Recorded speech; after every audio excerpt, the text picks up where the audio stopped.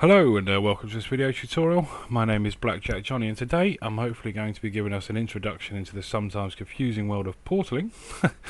In this vid we're going to take a look at what portaling is, what it does, some basic theory, and just how important it is for us in the constant battle for improving our map's FPS performance for everyone who plays it.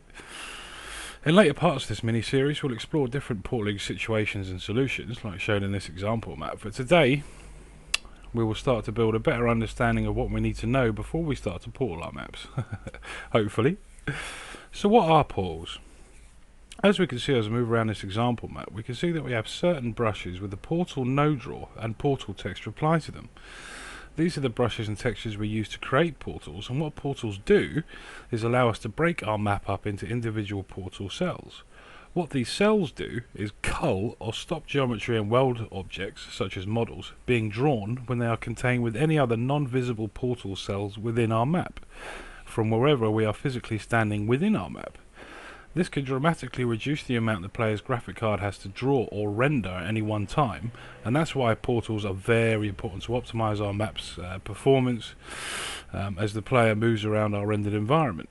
To try and explain this more thoroughly, we're going to start with a very simple test map. So as you can see, this is just a simple room with 4 walls, a floor and a ceiling, and we're going to pretend that this is our entire map. And if I place my camera here, there's nothing physically stopping us from seeing from this side of the map to the other, and as a result, if we were to fill this map with models and other complex geometry from floor to ceiling, our poor graphics card would have to render or draw everything at once. Yeah, ouch. So, what we need to do is to break this map up using structural brushes. And as we can see, I've just added these 4 simple walls into this area, essentially creating 4 individual rooms within our original space. And we're going to turn each of these rooms into individual portal cells.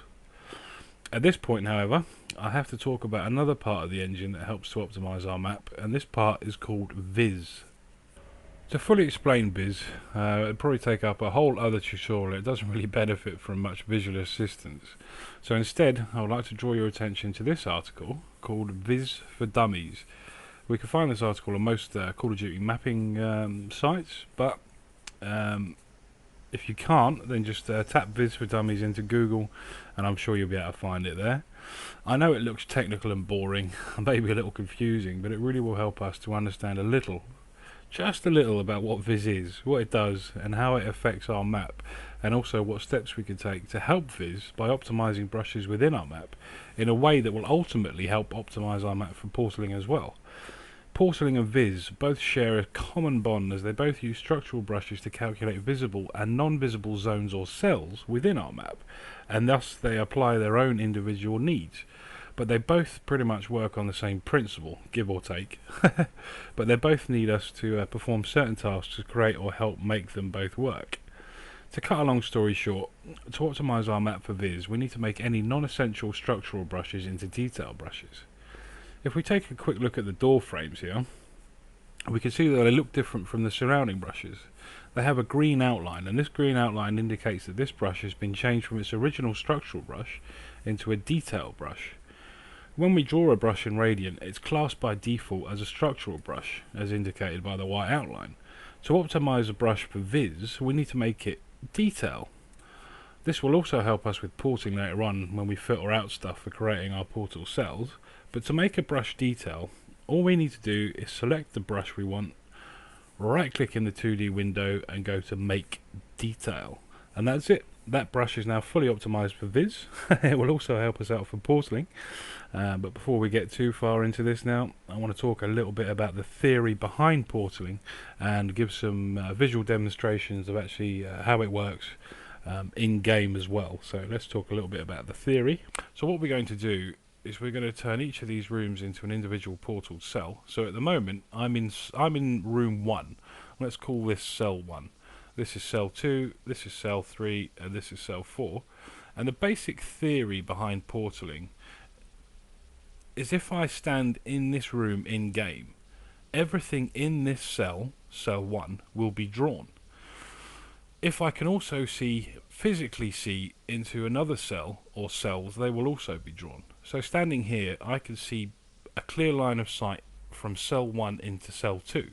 So cell 1 and cell 2 will be drawn. but cell 3 and 4 will not.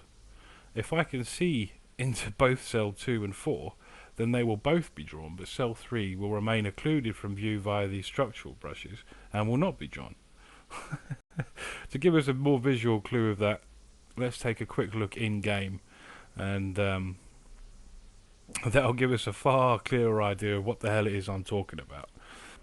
So here we are in game. I've already taken the liberty of adding our portal cells. I've also loaded this map in developer mode and used some console commands so we can see our portal cells. I'll get into that later.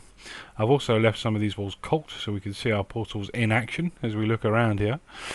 So to start with, I'm standing in cell 1 just like I was in Radiant, and I can physically see from cell 1 into cell 2. So cell 1 and cell 2 are being drawn, but if I look to the right, cells 3 and 4 are not.